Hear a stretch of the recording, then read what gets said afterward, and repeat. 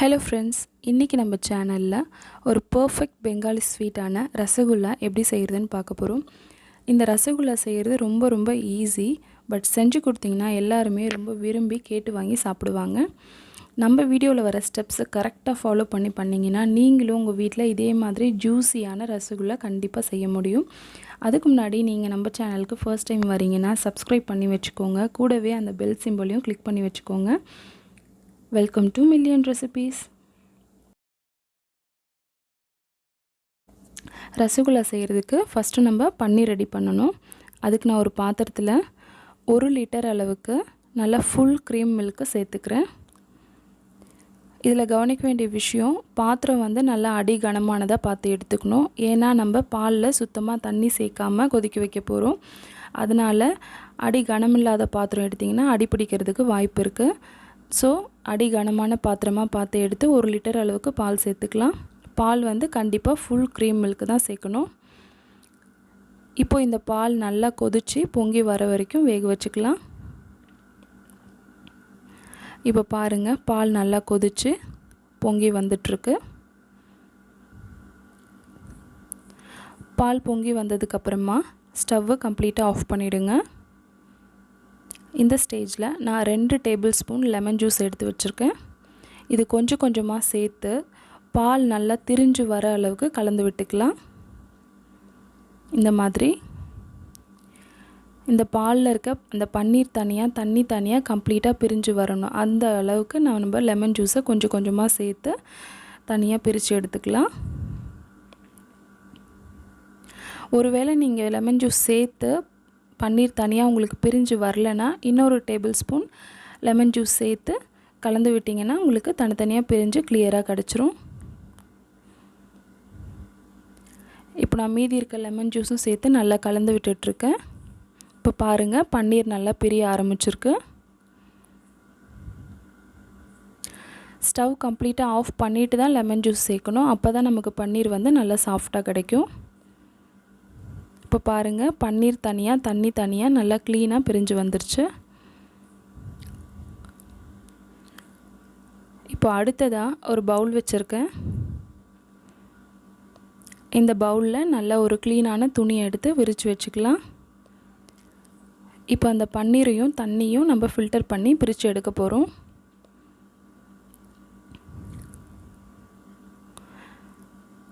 பன்னீர் wash பண்றதுக்கு கண்டிப்பா நீங்க ஐஸ் வாட்டர் தான் யூஸ் பண்ணனும். எதனாலன்னு கேட்டிங்கன்னா ஐஸ் வாட்டர் யூஸ் பண்ணி வாஷ் பண்ணாதான் நமக்கு பன்னீர் நல்ல சாஃப்ட்டா கிடைக்கும். சோ அந்த பன்னீர் வச்சு ரசகுல்லா செய்யும்போது ரசகுல்லாவும் நமக்கு நல்ல சாஃப்ட்டா ஜூஸியா கிடைக்கும். ஒரு 2-3 தடவை ஐஸ் வாட்டர் வச்சு நல்லா க்ளீனா வாஷ் பண்ணிட்டு இந்த மாதிரி டைட்டா புழிஞ்சு எடுத்துக்கோங்க. எந்த அளவுக்கு முடியுமோ அந்த அளவுக்கு புழிஞ்சு சுத்தமா தண்ணி இல்லாம எடுத்துறலாம். இப்போ 1/2 an hour ஆயிடுச்சு. நான் அந்த பன்னீர் எடுத்து ஒரு பிளேட்ல கொட்டிக்கிறேன்.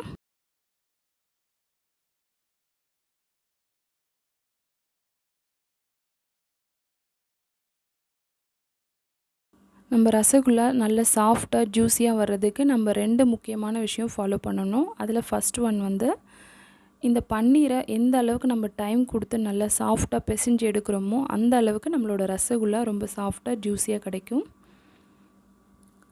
இந்த மாதிரி கை வச்சு நல்லா அழுத்தம் கொடுத்து இந்த பன்னீர் எல்லாம் நல்லா ஒண்ணு சேர்ந்து வர அளவுக்கு நம்ம பிசைஞ்சு கொடுக்கணும். இந்த மாதிரி நம்ம நல்லா அழுத்தம் கொடுத்து பிசைய இந்த பன்னீர் எல்லாம் இப்போ நல்லா உதிர்ந்து போயிருக்குல்ல.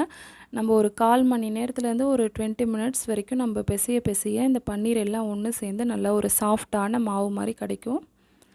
இந்த மாதிரி கை வச்சு நல்லா இழுத்து பிசையணும்.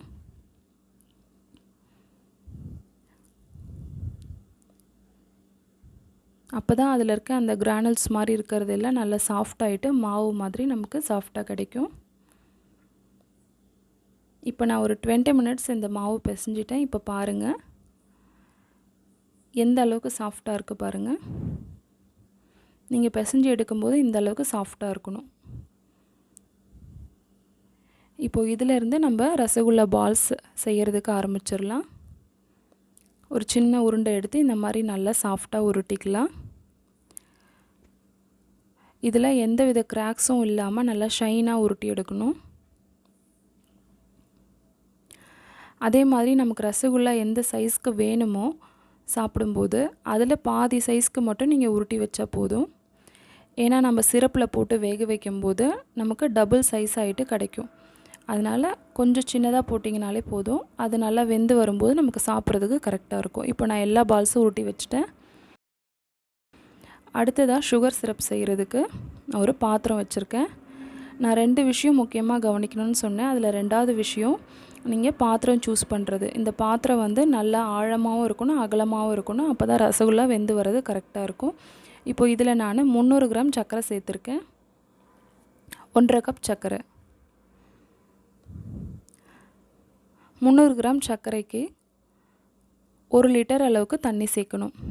அதாவது 1.5 கப் சர்க்கரைக்கு 4.5 கப் தண்ணி, 3 மடங்கு தண்ணி சேர்த்துக்கணும்.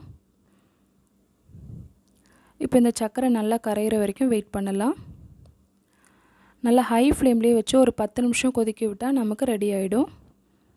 இதோட பதம் பார்த்தா நம்ம கையில் தொட்டு பார்க்கும்போது நல்லா பிசு பிசுன்னு இருக்கணும். அது வரைக்கும் கொதிக்க வச்சுக்கலாம். இப்போ சிரப் ரெடி ஆகிடுச்சு. அடுத்ததாக வாசனைக்காக ஒரு 3 ஏலக்காய் தட்டி சேர்த்துக்கிறேன். அடுத்ததாக நம்ம ரெடி பண்ணி வச்சுருக்க ரசகுல்லா பால்ஸ் எல்லாம் ஒன்று ஒன்றா உள்ளே சேர்த்துக்கலாம். ஒரே டைமில் மொத்தமாக சேர்க்க வேணாம், ஒன்று ஒன்றா பொறுமையாக சேர்த்துக்கலாம். இப்போ இந்த ரசகுல்லா பால்ஸ் எல்லாமே ஒரு 10 நிமிஷம் நல்லா ஹை ஃப்ளேம்லேயே வச்சு வேக வைக்கணும். இப்போ நான் ஒரு மூடி போட்டு மூடி ஒரு 10 நிமிஷம் நல்லா வேக வைக்க போகிறேன்.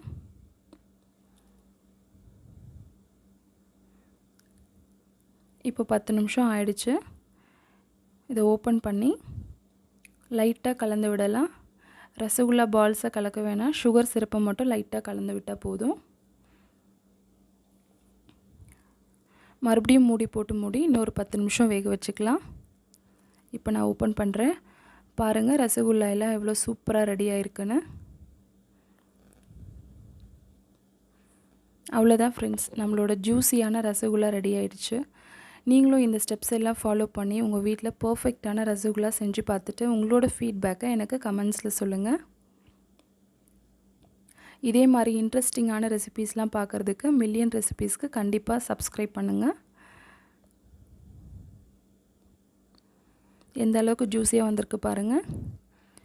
நம்ம ரசகுல்லா வந்து நல்லா டபுள் சைஸில் வெந்து வந்தால் தான் நம்ம மாவு கரெக்டாக பிசைஞ்சிருக்கோன்னு அர்த்தம். பாருங்கள் எந்த அளவுக்கு டபுள் சைஸில் வந்து நல்லா ஜூஸியாக கிடச்சிருக்கு.